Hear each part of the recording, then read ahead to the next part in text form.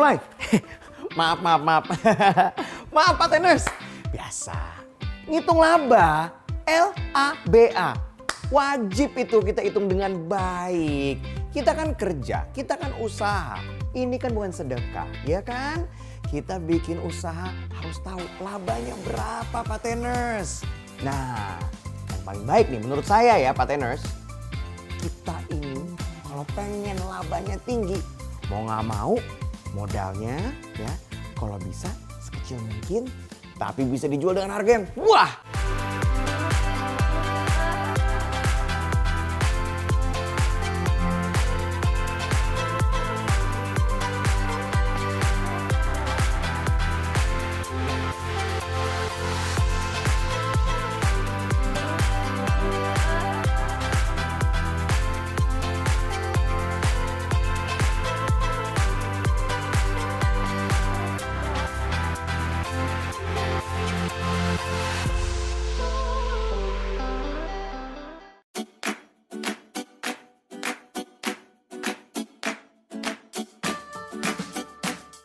Nah Pateners, sekarang saya lagi nggak di studio. Saya lagi di mana ini? Ini adalah restoran saya, tempat makan saya. Namanya adalah Nasi Kapau Langganan. Pateners, saya mau jelasin dulu kenapa saya pilih nasi kapau. Karena menurut saya nasi kapau ini makanan Indonesia yang sudah menjadi makanan yang bisa dibilang sangat familiar dan sangat dekat dengan masyarakat Indonesia. Orang datang, ambil, nggak nyampe 2-3 menit langsung mereka bisa makan. Nggak nunggu dimasak. Kalau strategi untuk PSBB ya, kita jemput bola. Familiar pasti ya, Pateners sama yang namanya Just Tip, jasa titip. Kita kan lokasinya ada di Kemang. Tapi kalau misalnya yang di Bekasi, yang di Bintaro, atau di Cibubur, jauh ke sini ongkos kirimnya, kita yang datangin ke mereka dan kita atur harinya. Dan semuanya sudah diorder lewat WA kita. Dan keuntungannya adalah jadinya kita tahu apa yang kita masak, jadinya tidak ada yang namanya makanan yang mubazir atau terbuang. Nah untuk menyiasati yang namanya PSBB ini, kita juga punya triple O, office to office offer. Nah, banyak kantor-kantor yang tidak memperbolehkan karyawatinya untuk keluar. Kemudian kantor-kantor ini banyak yang mengeluarkan budget untuk karyawan-karyawannya ini agar mendapatkan makan siang dari kantornya.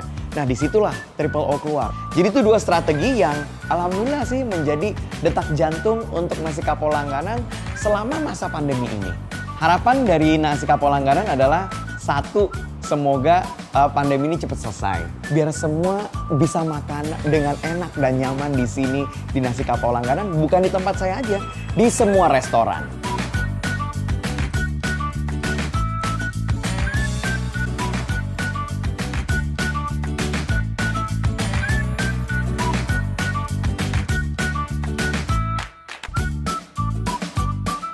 Saya punya pengalaman di mana restoran saya ini buka 2 minggu sebelum PSBB di bulan Maret. Jadi saya buka 2 minggu langsung tutup ya. Tapi saya nggak habis akal, saya nggak habis semangat. Jujur sebagai manusia pasti drop, pasti sedih ya. Tapi kalau kita sedih berlarut-larut, nggak ada gunanya. Nah, nggak akan bisa jalan kalau kita nggak punya semangat.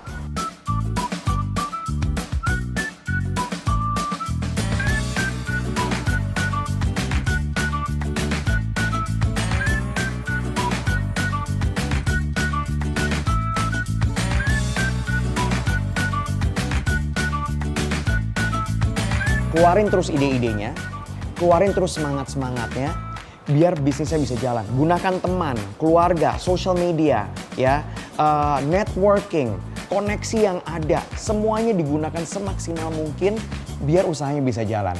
Semangat terus Pateners! Pateners pasti pernah dengar dong istilah yang namanya the power of emak-emak. Nah, powernya memang luar biasa. Karena yang satu ini ada ibu-ibu berkumpul, mereka punya usaha. Usahanya adalah bikin tas. Nah tasnya ini bisa dipakai kondangan, ya, bisa dipakai piknik, dan hasilnya bagus. Yang minat banyak. Namanya juga ibu-ibu. Ibu-ibu kan kalau udah jualan, wah kadang-kadang nggak perlu sosial media. Dari satu arisan ke arisan yang lain udah langsung viral di kalangan ibu-ibu. Bentuknya bagus deh. Pengen tahu seperti apa? Kita simak bersama-sama. Ini dia.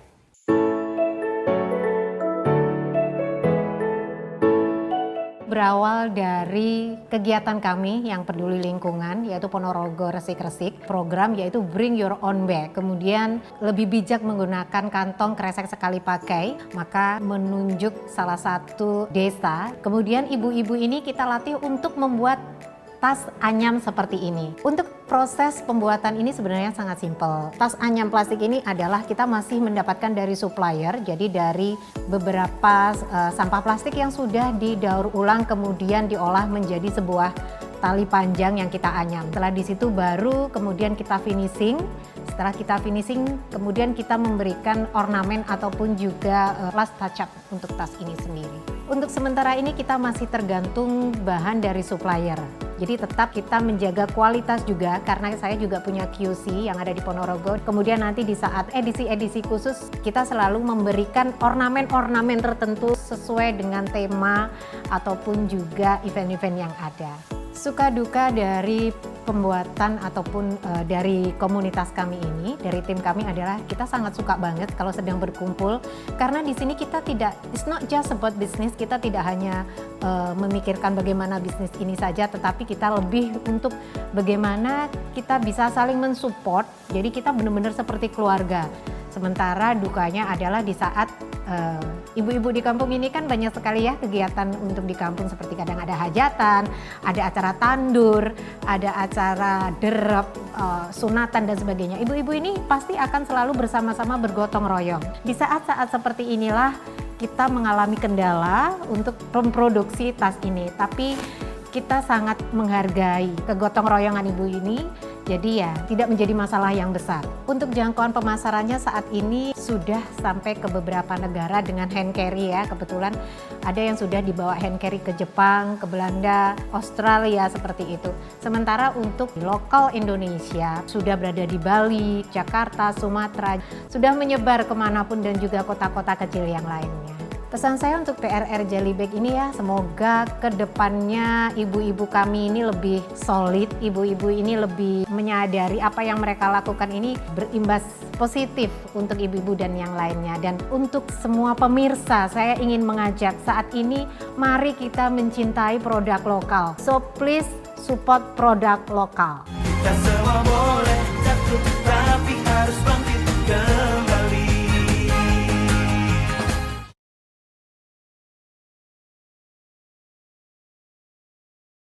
Kita semua boleh jatuh, tapi harus bangkit kembali.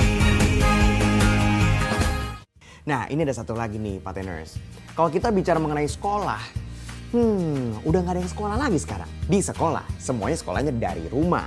Nah, yang pastinya kalau murid dari rumah, guru tetap ngajar, ya kan? Kemudian admin sekolah tetap bekerja. Kemudian ada satu yang tidak bisa bekerja karena murid-muridnya tidak ada yang masuk, yaitu kantin sekolah. Ya kan? Tadinya jualannya harapannya adalah dari murid-murid yang datang. Tapi sekarang nggak ada yang bisa dijual karena murid-muridnya nggak ada yang masuk. Nah akhirnya dia membuat satu roti enak banget. Udah gitu rotinya roti jadul. Sambil bernostalgia, sambil menikmati roti jadul mama. Kita simak seperti apa ini rotinya. Awal muasalnya saya itu punya kantin di salah satu sekolah swasta di Jakarta. Jadi tiap hari ada kegiatan. Lalu karena pandemi semua dirumahkan, makanya saya mulai berpikir apa yang bisa saya buat. Lalu saya gali resep-resep lama dan ditemukan roti. Lalu saya mulai buat. Saya kasih tetangga, teman. Lalu teman saya menyarankan buat PO aja katanya gitu. Saya punya resep, adalah resep kuno. Jadi tidak ada bahan kimia, tidak ada pengembang, semua bahan alami. Kita sih organik banget gitu ya. Jadi sebenarnya kasih aja kenyataannya. Di Instagram tuh yang penting ada foto, terus produk gimana, proses masaknya gimana. Nah itu yang kita post gitu ke hari-hari di Instagram. Berjalannya waktu kok kayaknya lebih cantik kalau misalkan kita mulai pikirkan. Jadi baru mulai kita develop kardus yang lebih terkonsep lah. Dengan logo, dengan branding seperti itu. Ya harapan saya pasti ingin lebih membesar. Mungkin untuk dilanjutkan oleh anak-anak saya. Yang mau mulai jangan pernah takut, mulai dengan apa yang ada. Nanti dengan berjalannya waktu makin kreatif. Kita udah ngebahas makanan dari tadi, harus ada temennya, yaitu minuman. Dan ini yang buat adalah seorang DJ dan music producer. Wah, mungkin dikarenakan tidak ada pekerjaan, tidak ada job, karena bisa dibilang tidak ada event. Kemudian tempat hiburan malam pun tutup. Akhirnya dia cepat bergerak membuat usaha baru, yaitu menjual jus. Namanya adalah Have a Pour. Bahkan sekarang saking lakunya, dia mau ekspansi. Alhamdulillah. Mau bikin satu kafe namanya adalah Adieu Cafe. Nah seperti apa minumannya? Langsung kita simak bersama-sama. Jadi sebelum gua ngerunning bisnis ini, gua sempat kerja di Jakarta, ada profesi sebagai musisi juga. Kalau buat resep khusus, ada beberapa sirup yang emang kita bikin sendiri. Terus untuk creamer kita juga develop sendiri. Untuk bahan baku sih relatif aman ya, karena untuk mendapatkan juga lebih gampang sih kalau masa PSBB gini. Untuk mocktailnya yang Have a Pour masuk di dalam menunya Adieu Cafe, tapi kita untuk di Adieu Cafe kita pilih yang best sellernya aja sebetulnya. Jadi beberapa menu lainnya tetap kita simpen untuk delivery karena buat nilai jual lebih di yang deliverynya.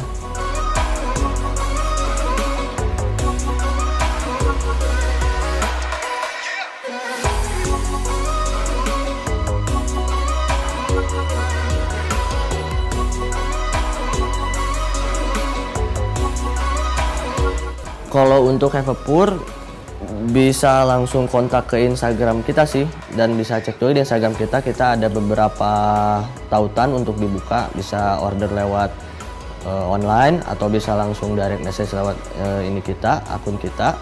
Bisa juga langsung kontak ke nomor yang udah kita cantumin di Instagram. Sarannya sih kalau misalkan di saat pandemi gini yang penting mungkin kalau misalkan melihat dari hasil sih jangan deh, mending sekarang kita lihat prosesnya aja. Dua usaha di saat pandemi ini yang menurut saya naik daun adalah satu, kopi literan, yang kedua adalah tanaman. Yes, mungkin dikarenakan nggak kemana-mana, di rumah aja, akhirnya ingin mempercantik interior rumah dengan tanaman. Wah, udah gitu ya partner, saya lihat harganya naik semuanya. Dulu teman saya beli satu tanaman harganya 90.000, sekarang naiknya bisa 180 bahkan jadi 300.000. Karena semua orang sedang suka bercocok tanam. Baik itu rumah yang kecil ataupun apartemen, nah semuanya suka bertanaman dan peluang ini langsung dilihat oleh Puun Time. Puun ya, bukan pohon, Puun. Ya Puun ini adalah bahasa, bisa dibilang bahasa anak-anak ya, Puun. Kita lihat yuk, ini dia, usahanya seperti apa sih? Halo, perkenalkan aku Bintang dari Puun Time. Di sini aku pengen cerita nih gimana aku bikin Puun Time selama kemarin corona. Dimulai dari yang mungkin kita semua ngalamin ya, dimana kita banyaknya di rumah dan di situ banyak banget waktu luangnya aku ngurusin tanaman, ngurusin semuanya yang aku harus urusin. Terutama banyak banget waktu aku buat ngurusin tanaman. Di situ aku kepikiran banget nih pengen punya usaha, tapi yang beda sama teman-teman aku yang lainnya. Dimana yang teman-teman aku yang lainnya tuh usahanya dari pakaian, makanan. Di sini aku mikirnya gimana kalau berangkatnya dari yang aku suka dulu, dari tanaman. Jadi di sini aku mutusin buat usaha tanaman bareng sama pacar aku. Jadi di situ aku mulai bangun Puun Time di mana aku nabung tanaman dulu di rumah, lalu aku riset lagi yang cocok sama anak-anak muda sekarang tuh tanamannya yang kayak gimana sih, dan yang banyaknya untuk di dalam rumah tuh yang kayak gimana sih. Dari situ berangkat alasan-alasan untuk membuat si Puun Time ini. Kalau kita kenal sama tanaman-tanaman tuh, tanaman pasti banyak banget jenisnya, dan juga kalau misalnya tanaman juga sesuai sama seleranya. Selera orang tuh kayak gimana sih? Tapi kalau misalnya ngomongin tanaman dan perawatan, itu balik lagi ke kita sendiri. Kita harus kenal dulu nih, tanaman apa yang kita harus rawat, tanaman apa yang kita suka. Dari situ kita harus pelajarin lagi nih ilmu-ilmunya untuk melihara tanaman. Dari situ kita bisa tahu, karena setiap tanaman punya karakternya masing-masing, punya sifatnya masing-masing. Dari situ kita tahu caranya nyiram yang benar kayak gimana, terus penanganan kalau misalnya tanaman itu sakit kayak gimana. Itu balik lagi ke karakter tanaman dan ilmu dari kita sendiri. Walaupun kita baru sekitar 2 bulanan, kita punya target nih ke depannya. Untuk bulan-bulan ke depannya itu kita pengen lebih luas lagi. tapi marketnya kita pengen tujuannya adalah ke anak muda karena kita pengen ngubah persepsi dari tanaman itu identiknya dengan ibu-ibu, dengan mamah-mamah, tapi kita pengennya anak muda juga bisa loh melihara tanaman, anak muda juga bisa loh nanam tanaman, dimana kita pengennya adalah nggak ada yang namanya tangan panas, tangan dingin, orang tua atau anak muda, tapi semuanya bisa untuk pelihara tanaman. Jadi targetnya utamanya adalah kita pengen anak muda, dan yang kedua adalah semua dari lapisan masyarakat. Karena pun ini baru juga, jadi kita di sini teman-teman pengen sharing, kalau misalnya kita membangun semuanya itu harus konsisten, sabar, dan juga kita harus terus belajar. Karena ketiga itu adalah fondasi buat kita terus ngasilin hal-hal yang menarik untuk bisnis kita. Kita semua boleh jatuh, tapi harus bangkit kembali.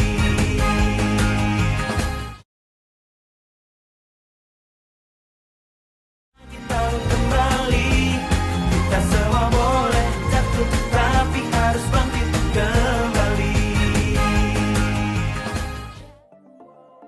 Pateners, ada yang lagi bingung nggak di rumah? Karena idenya udah ada, produknya udah ada, mau dijual tapi tar dulu. Harganya berapa? Nah, ternyata ngitung harga nggak main-main nih. Nah ini langsung ada nih. Kementerian Keuangan bukan? Salah alamat. Oh Oke, Mas Dewes apa kabar? Luar biasa. Apa kabar? Baik. Mas Dewes ini pernah jadi narasumber kita juga ya. Dia adalah seorang dosen di bidang kewirausahaan ya, Betul sekali. entrepreneurship. Betul. Nah, Mas Dewes, ini menjadi pertanyaan semua orang, banyak yang bingung juga perihal berapa sih kita ngeset harga untuk produk kita? Karena pikirannya cuma satu, untung, satu lagi ada, biar lebih murah daripada lawan. Nah kadang-kadang yang kedua itu lebih murah dari lawan, akhirnya nggak untung. Betul. Ya kan? Nah ngeset harganya itu gimana? Makanya sebenarnya ini masalahnya tuh bukan hanya pada orang-orang pada bingung, tapi orang-orang pada galau. Karena berbondong-bondong bikin bisnis, berbondong-bondong heboh-heboh, mulai usaha kecil, mentang-mentang punya keahlian, punya ide, punya gagasan, langsung dieksekusi cepat-cepat tanpa dipikir mendalam, tiba-tiba nggak cuan atau nggak untung gitu ya. Nah ini yang disebut dengan kekurangan di pricing strategy atau strategi tentang pengaturan harga. Nah ini dia, ngeset harga kan? Iya. Coba kita pakai ngeset harga nih gimana? Nah, untuk ngeset harga, kita pertama-tama harus tahu yang namanya HPP. HPP atau apa harga itu? pokok penjualan. Oke. Misalnya kita mau membuat sebuah donat, gitu ya. Oke. Kita harus tahu ketika kita membuat satu buah donat, itu biayanya berapa sampai donat itu bisa sampai ke tangan konsumen. Oke. Mulai dari tepung terigunya, gulanya, atau plastik yang membungkusnya, atau apapun itu yang teratas di dalam donat tersebut, itu harus dihitung betul-betul. Gitu. oke. Itu akan berpengaruh besar sekali nantinya pada strategi bagaimana kita bisa menentukan harga. Nah kadang-kadang banyak ngeset harga tuh seperti ini Mas Dewes. Oh di sebelah sana jual 15.000, saya 14 gitu. Padahal bahannya belum tentu sama. Boleh nggak kayak begitu? Itu sebenarnya yang saya sarankan juga. Salah Oke. satu cara yang saya sarankan yaitu namanya benchmark atau perbandingan. Kita bandingin dong teman kita mau jual berapa. Jadi pertama-tama kita cari tahu dulu dari teman kita. Teman kita jualnya 15.000 atau 14.000 tadi gitu ya. Dari situ baru kita mulai menghitung. Kira-kira tanpa memikirkan 15.000 tadi, saya punya berapa sih? Oke. HPP-nya atau Modalnya. harga pokok penjualannya berapa sih? Ternyata setelah dihitung-hitung, loh kok saya punya harganya malah HPP-nya saja itu udah 13.000 misalnya. Oke. Berarti saya cuma punya untung Rp2.000. Kita harus memikirkan ulang si HPP tadi. Menghitung ulang HPP tadi. Nah, apa yang harus dihitung? Apa tuh? Biaya-biaya yang terlahir di situ. Gitu. Misalnya, kalau kita tadinya menggunakan tepung terigu yang levelnya itu premium. Oke. Yang rasanya itu luar biasa enak gitu ya. Oke. Kita Yang mungkin dipakai bisa hotel bintang 5 itu dia misalnya. Kita bisa turunin sedikit kualitasnya. Atau strategi berikutnya, kita bisa bikin dalam jumlah yang banyak banget. Gitu. Oke. Kita harus bisa pastikan bahwa kita bisa jualan dengan jumlah yang cukup banyak. Oke. Karena kalau misalnya kita beli terigu misalnya cuma 1 kilo sama 1 ton, pasti harganya beda. Wah, Gitu. bener. Oke, jadi strateginya banyak sekali untuk mengatur harga ya. Tapi baik lagi Mas Dewes, berarti artinya kita harus tahu semua detail dari resep dari makanan tersebut. Betul sekali. Justru untuk menghitung HPP atau harga pokok penjualan itu datangnya dari resep dulu. Gitu. Makanya resep itu juga harus bisa fleksibel nih. Oh, Gitu. oke. Biar harganya bisa disesuaikan sesuai dengan perhitungan HPP tadi. Wah, bayangkan kalau misalnya Pak Teners punya restoran menjual rawon ya, itu ingredientsnya atau resepnya panjang sekali dan harus dihitung satu-satu. Satu persatu. Wow, paling enak jual air ya. Bukan hanya daging, airnya pun harus dihitung. Waduh, ini ilmu nih, ini bagus sekali nih Pak Teners. Jadi airnya juga harus dihitung. Betul. Nah, Oke. kesalahan yang banyak terjadi adalah para pengusaha itu menyepelekan garam, menyepelekan air Iya, gitu. iya, Padahal air 1 galon aja sudah hampir Rp20.000. Betul. Kalau misalnya kita hitung, kita masukkan di HPP, kita bisa menghemat Rp20.000. Nah, Gitu. Jadi jangan menyepelekan bahan baku apapun itu. Mas Noes, untuk menghitung semuanya secara detail, apakah harus datang ke konsultan kah? Apakah kita sendiri bisa? Maksudnya ini kan UKM, kita bikin sendiri roti dan lain-lain. Gimana ngitungnya sih yang paling mudah tuh gimana Mas? Apakah ribet? Biar nggak ribet gitu Mas. Kalau nggak ribet kan kita bisa mulai usaha secepat mungkin gitu Mas. Yang paling gampang adalah dengan memperbandingkan apa yang ada di depan mata, yaitu dari internet misalnya, dengan apa yang ada di lapangan. Kadang-kadang karena kita pengen instan, kita pengen cepet, lihat di internet harga gula sekian, langsung kita cepet-cepet beli gara-gara besok pengen buru-buru jualan. Padahal kalau di pasar harganya bisa lebih murah Rp5.000, lebih murah Rp10.000 bahkan, siapa yang tahu gitu. Wow. Jadi kita harus bandingkan yang mana yang lebih murah. Jadi sebagai pengusaha kita harus benar-benar punya kemampuan untuk berhitung yang mana yang lebih murah. Oke. Supplier mana yang harus kita jadikan supplier jagoan kita. Oke. Nah, yang ideal nih ya, Mas Dues, yang ideal berapa persen sih harga yang kita tetepin ya, yang kita tentukan dari modal? Berapa persen? Tidak ada teori yang sebenarnya menentukan hal itu. Oke. Cuman dari common practice kita bisa lihat dari jenis industrinya. Jika jenis industrinya misalnya tidak membutuhkan tempat sewa atau tidak membutuhkan karyawan, artinya kita bisa lebih fleksibel gitu. Tapi kalau misalnya kita buka restoran yang luas, karyawannya ada 300. Wow, karyawan apa tamu itu? Tentunya kita harus 300. memikirkan Oke, gitu ya, iya. memikirkan kembali harga kita harus berapa. Oke. Karena beda-beda industri akan beda pula cara berhitungnya. Oke. Mas Dues, saya pernah dengar nih katanya, untuk restoran akan lebih sulit karena bukan hanya ingredientsnya saja, bukan resepnya aja, tapi termasuk juga dengan bayar karyawannya berapa, Betul. listriknya berapa, seperti itu ya? Betul, itu namanya operational cost atau biaya operasional dan juga fixed cost atau biaya tetap. Yang paling sering dilakukan kesalahan oleh banyak pengusaha tuh apa dalam menghitung ini, Mas? Mereka menyepelekan supplier, harga dari supplier, jadi tidak mendapatkan harga terbaik dari supplier. Itu yang pertama. Yang kedua adalah mereka tidak memplanningkan jumlah produksi. Oh, oke. Karena jumlah produksi tadi balik di awal, jumlah produksi yang semakin banyak, cost-nya akan semakin murah. Ya, kita doakan semoga semua pengusaha yang lagi nonton Paten nih, semuanya jualannya kenceng, biar suppliernya bisa belinya banyak, akhirnya lebih murah. Betul. Amin. Amin. Oke. Kebetulan saya baru produksi cangkir. Saya nggak tahu harganya berapa. Tolong dihitung. Mari kita berhitung. Piringnya ya, sama cangkirnya. Kalau bisa sama air-airnya tolong dihitung ya.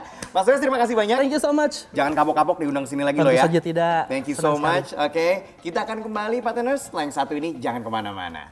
Kita kembali, kita semua boleh jatuh, tapi harus bangkit kembali. Kita kembali, kita semua boleh jatuh, tapi harus bangkit kembali. Kembali lagi di Paten, pemuda kreatif dan keren. Nah, Pateners, inti dari acara ini adalah memberikan inspirasi ya dan juga ide kepada Pateners. Tapi selain itu juga kita harapannya ingin menimbulkan rasa bangga terhadap produk Indonesia. Tapi jujur ya, kalau sudah menyaksikan acara ini beberapa episode kemarin, saya sih bangga sama produk-produk Indonesia. Karena bagus-bagus. Nah, ini beberapa produk ya yang saya temukan di sosial media. Salah satunya adalah ini dia, Corak Mimpi. Corak Mimpi ini dia menjual semacam kimono tapi keren loh. Ini bisa dirubah menjadi outer dan dipakai jalan-jalan jadi cocok. Dan harganya, wow, gak mahal. Satu lagi Pateners. ini buatan dan desain orang Indonesia. Bagus banget. Pateners, Corak Mimpi ini brand pakaian lokal loh, menyediakan fashion wanita berupa scarf dan yang paling bestseller yaitu kimono outer. Dengan motif yang beragam, outer dari Corak Mimpi ini cocok banget dipadu-padakan dengan inner warna apapun. Ayo, mix and match fashion kamu dengan outer dari @Corak Mimpi. Pastinya, kamu langsung jadi fashionista. Yang kedua adalah Upspace. Upspace ini adalah furniture sangat minimalis terbuat dari kayu. Saya yakin kayunya kayu Indonesia, didesain oleh orang Indonesia. Dan kalau Pateners lihat, ini nggak kalah sama brand-brand luar. Wow, kalau dari social media bagus. Semoga kualitasnya juga nggak kalah bagus sama social medianya. Butuh furnitur kayu untuk mengisi sudut ruangan? Upspace solusinya nih Pateners. Meja berbagai fungsi, rak kayu beragam model, hingga bangku dengan desain minimalis ada di sini. Semua furniturnya handmade loh Pateners, dan pastinya terbuat dari bahan-bahan yang berkualitas. Untuk merakitnya pun mudah banget, sehingga lebih ringkas. @upspace.id, mantul, mantap betul. Nah, Pateners berikutnya adalah Ray_Garden_. Nah, yang dia jual ini adalah pot, dan potnya unik-unik. Yang kita tahu kan pot cuman bulat aja ya, kayak gitu ya. Tapi ini ada yang bentuknya kerucut, ada yang bentuknya kayak gajah. Ini lucu banget. Dan satu lagi yang sangat unik, saya lihat potnya terbalik loh dan digantung.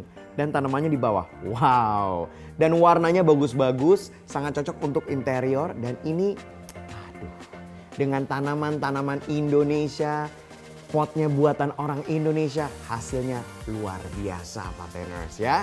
Sekali lagi silahkan dicek Ray_Garden_. Ray Garden merupakan toko yang menyediakan pot dan tanaman hias yang berfungsi sebagai air purifying house, sehingga udara di dalam ruangan jadi lebih segar, bahan-bahannya berkualitas. Dan sadar nggak sih Pateners, dengan adanya tanaman di dalam ruangan juga menambah keindahan. @Ray Garden mengajak kita untuk mencintai alam yang dimulai dari hal-hal kecil. Yang suka jeans, nah coba deh. Jeans itu kan Amerika banget. Tapi kalau saya kecil, kalau kita pengen beli jeans ke Bandung. Wah, ada yang namanya Cihamplas. Semuanya jualan jeans. Nah, ini ada satu jeans yang sudah, kalau saya lihat dari Instagramnya, followersnya sudah banyak banget Pateners. Dan jeans yang dijual mulai dari yang slim fit dia ada, yang baggy juga ada. Dan ini custom Pateners. Wow, jadi dia punya tagline, pilih bahan, ukur, jahit.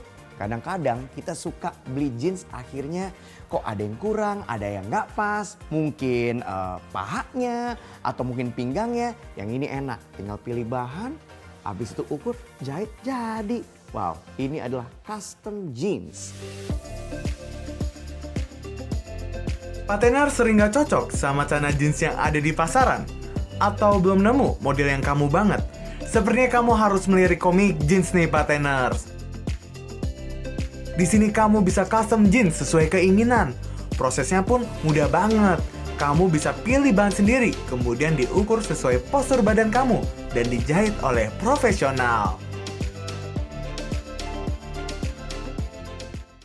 Nah, Pateners, untuk Kutenik ini luar biasa sih. Bukan cuma ada di satu kota, tapi sudah ada di mana-mana.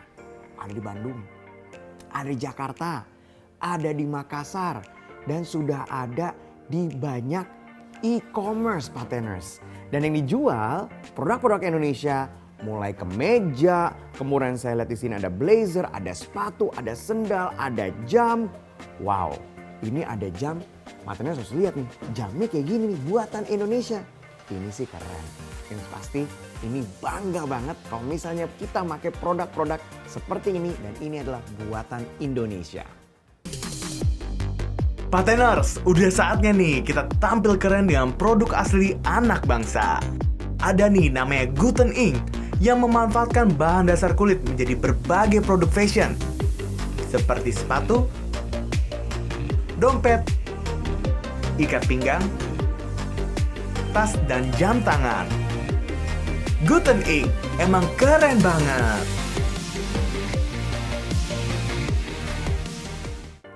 Dan yang terakhir Pateners, ini adalah kacamata. Wah, kadang-kadang kalau misalnya Anda seperti saya suka membeli dan memakai kacamata, pasti dilihat, mereknya apa di sini? Jujur, susah mencari brand atau merek Indonesia karena banyaknya adalah dari Italia, mungkin dari Amerika, Jepang ataupun Korea. Tapi Pateners, setelah saya lihat-lihat di sosial media, ada loh, namanya adalah kalestory.eyewear. Kacamatanya bagus-bagus. Saya nggak nyangka loh kalau ini buatan Indonesia dan ini unik-unik. Ada yang terbuat dari kayu, ada yang frame-nya sporty, ada yang nerdy, ada yang fashionable. Dan ini bukan cuman kacamata seperti kacamata saya ini, tapi mereka juga punya kacamata hitam ya. Wow, dan bentuknya keren-keren. Coba saya cek dulu ya, harganya berapa? Wow, sangat-sangat terjangkau. Yang pastinya kalau harganya terjangkau, modelnya bagus, patut dibeli oleh orang Indonesia dan membuat kita semua jadi bangga. Bosan dengan model kacamata yang bentuknya gitu-gitu aja? Kalestory Eyewear bisa jadi solusinya nih Pateners. Kalestory Eyewear menawarkan kacamata untuk fashion atau minus yang dibuat secara handmade dengan bahan premium. Bentuk frame-nya unik-unik banget dengan model beragam dan produknya eksklusif. @kalestory.eyewear, stylish banget. Kita kembali, kita semua boleh jatuh, tapi harus bangkit kembali. Kita kembali, kita semua boleh jatuh, tapi harus bangkit kembali. ¿Cómo estás? Me llamo Kemal. Bienvenido a Dunia dalam Inspirasi. Itu bahasa apa?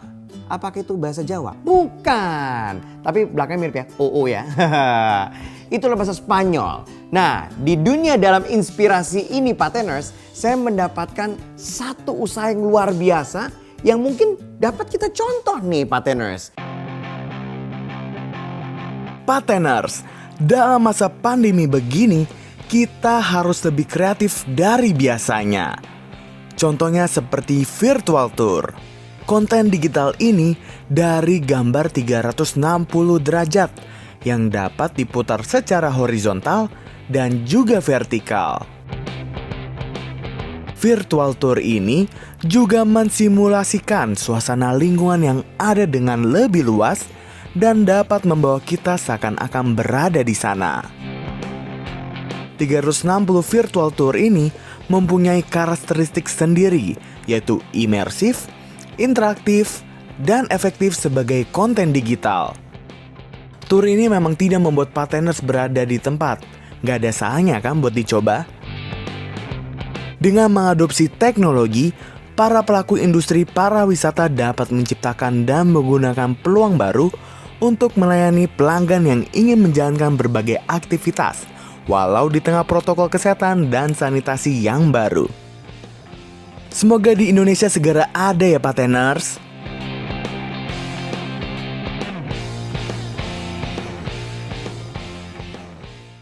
Nah, berikutnya nih yang menginspirasi adalah, ini produknya unik nih Pateners. Namanya adalah Pella Earth. Ini adalah casing handphone ya, tapi terbuat ya dari kompos. Nah, emang sih ramah lingkungan ya dan tahan lama, tapi terbuat dari kompos. Itu dari apa ya itu ya casing handphonenya ya?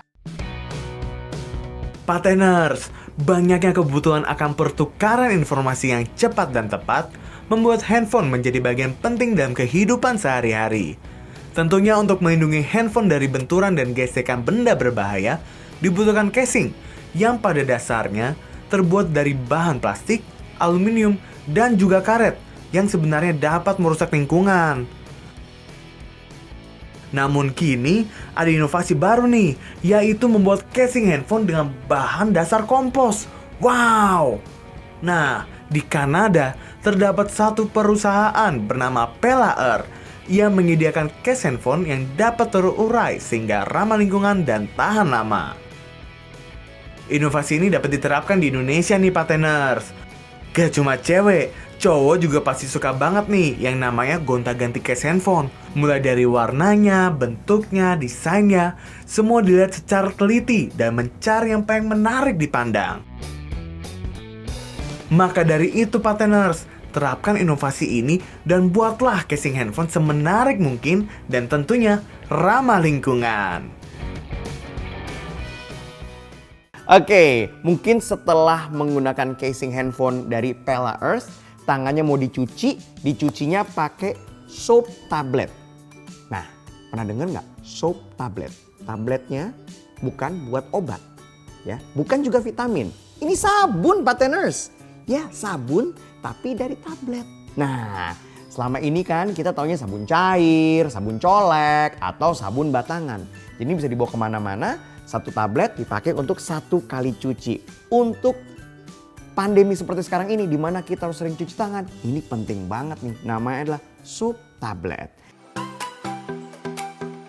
Di masa pandemi corona ini, Pateners harus selalu menjaga kebersihan diri, seperti rajin cuci tangan dan selalu menggunakan masker. Nah, kalau cuci tangan, sabunnya jangan sampai lupa ya Pateners, supaya makin bersih. Walaupun cuci tangannya di tempat umum, sebaiknya Pateners bawa sabun sendiri ya, biar lebih aman.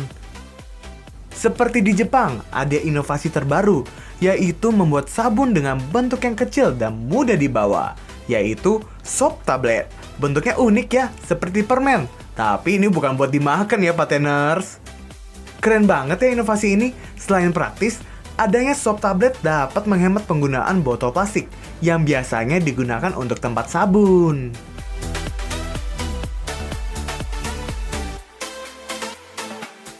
Nah, yang terakhir Pateners, buat Pateners yang punya bisnis pengiriman produk atau barang, biar barangnya nggak rusak, biasanya pakai bubble wrap. Dan bubble wrap terbuat dari apa? Plastik, betul. Kalau plastik kan kurang ramah lingkungan. Ini Pateners, saya nemu ada bubble wrap tapi terbuat dari kertas. Nah loh, bingung kan? Saya juga belum pernah lihat, tapi ternyata ada. Wow, ini adalah barang-barang yang semoga bisa menginspirasi Pateners semua di luar sana. Bubble wrap.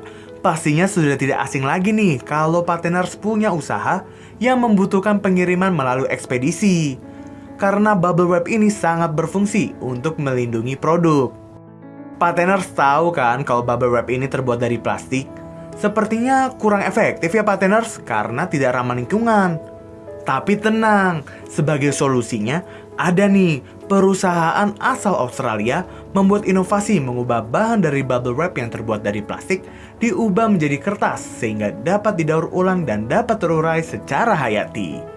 Paper bubble wrap ini didesain tanpa perlu pita perekat loh Pateners, jadi lebih praktis. Inovasi ini cocok banget diterapin di Indonesia dengan banyaknya pengusaha UMKM untuk memanfaatkan paper bubble wrap untuk packaging produk.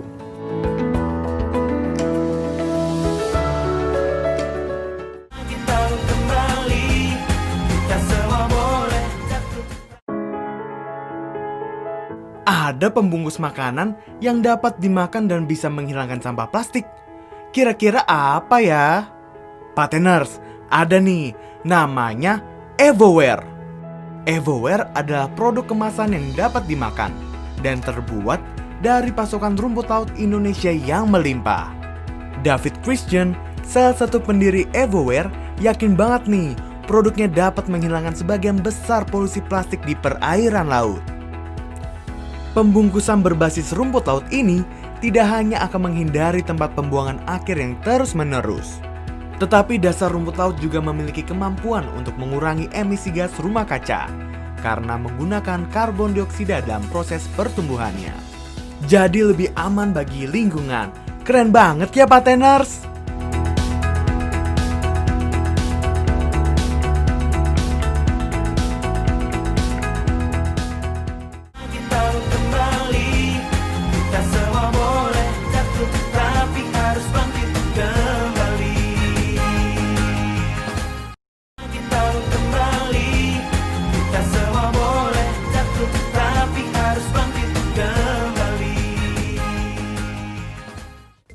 Halo, selamat malam Pateners. Ketemu lagi bersama saya Bagus Adikarto Gondo Hadiwinoto Mangkubrata Diharjo. Yang pastinya karena saya bagus, saya akan memberitakan berita-berita yang bagus. Khususnya untuk Anda pebisnis dan juga pelaku UMKM. Kita masuk ke berita yang kelima. Oh, kok kelima? Yang pertama dong harusnya ya. Nah, yang pertama adalah ekonom sarankan pemerintah libatkan UMKM dalam penyaluran bansos. Bagus ini. Bansos, kirim. Di dalamnya ada produk UMKM. Artinya apa? Sirkulasi ekosistem berjalan. Produknya dibeli dan diberikan. Bagus ini. Ini idenya bagus sekali. Jadi ekonom senior dan pendiri Core Indonesia, Bapak Henry Saparini, menyarankan pemerintah agar mau melibatkan pelaku UMKM dalam menyediakan bantuan sosial ke masyarakat dengan menyerap produk-produk usaha mereka. Misalnya berasnya UMKM. Di dalamnya ada sirupnya UMKM. Bagus. Untuk membantu UMKM tumbuh di tengah pandemi corona, ekonom senior dan pendiri Core Indonesia Henry Saparini menyarankan pemerintah untuk melibatkan UMKM dalam penyaluran bantuan sosial.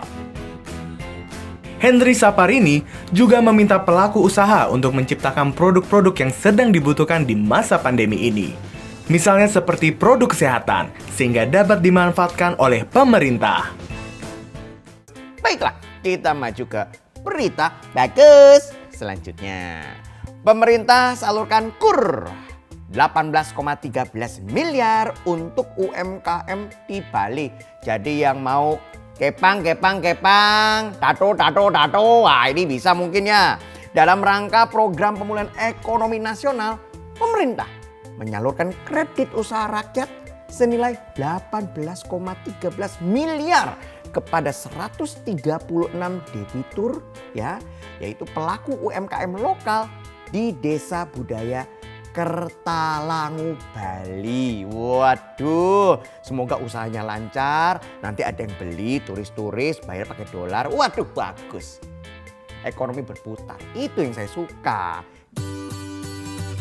Selama masa pandemi corona, pemerintah melakukan beberapa upaya untuk memulihkan ekonomi UMKM melalui program pemulihan ekonomi nasional yang disalurkan melalui kredit usaha mandiri atau KUR. Dan untuk saat ini, pemerintah telah memberikan dana untuk UMKM yang berada di Bali sebesar 18,13 miliar rupiah.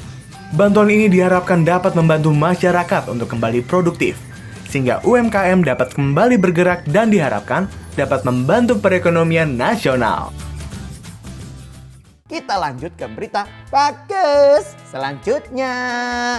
Pemerintah salurkan bantuan modal UMKM lewat bank konvensional dan syariah.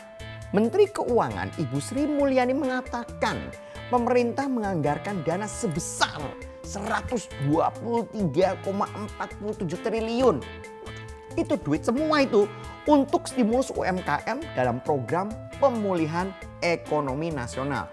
Dan semoga itu dananya ya dapat digunakan dengan baik dan bisnisnya bisa berkembang dan bagus. Oke.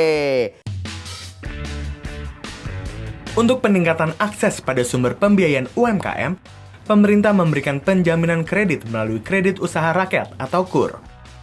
Dengan adanya bantuan pemerintah ini, diharapkan dapat membantu masyarakat khususnya pelaku UMKM untuk penambahan modal usaha sehingga manajemen keuangan dapat lebih mudah berputar. Pembiayaan ini dapat diajukan kepada bank konvensional dan syariah.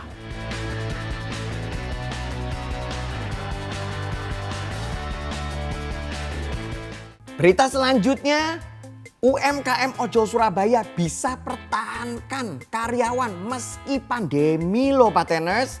Jadi pelaku UMKM digital membuktikan bahwa ia bisa memanfaatkan teknologi jadi sumber penghasilan tetapnya. Bahkan ini berita bagusnya, dengan digitalisasi warungnya bersama ojek online, ia mampu menguliahi anaknya. Wah. Ini nih berita-berita yang menginspirasi.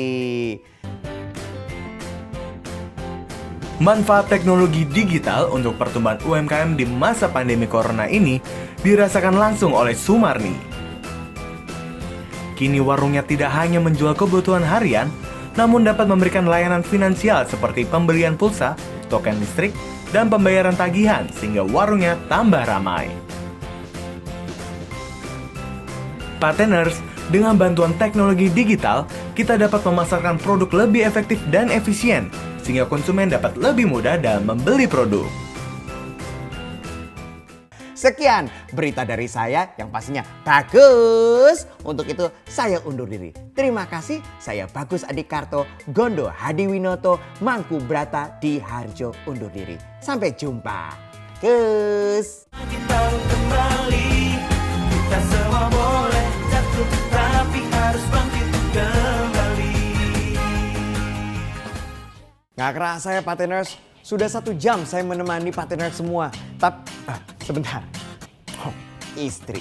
Kalau istri udah telepon, pasti ini hubungannya sama laba perusahaan.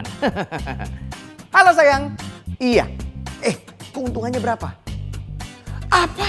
Cuma 5 keuntungannya. 5 apa? Alhamdulillah. 5 juta. Yes, oke. Pokoknya besok keuntungan kita harus 10 juta. Ya, minggu depannya lagi harus 20 juta. Ya, betul. Semangat terus. Bagus. Oke. Bye. Oke, I love you too. Kalau untung, I love you. Kalau nggak untung, ya bisa-bisa saya nggak bisa pulang. Oke, Pateners, semoga usaha Anda sama seperti saya. Labanya tinggi dan semakin banyak. Amin. Yang pastinya semangat terus, oke? Semoga episode kali ini memberikan inspirasi untuk Anda semua. Jika tidak mendapatkan ide atau inspirasi, tenang. Minggu depan kita akan kembali lagi dengan UMKM yang keren-keren dan pasti memberikan inspirasi untuk Anda semua. Oke, saya pamit dan biasa mau ngitung laba lagi. Lumayan 5 juta. Katanya itu hasilnya laba saya dalam 1 tahun. Ternyata nggak gede juga ya, 5 juta 1 tahun. Aduh sayang, 5 juta setahun ini ada yang salah ini penghitungannya. Aduh. Kita harus bangkit, jatuh bangun jatuh bangkit kembali. Kita semua boleh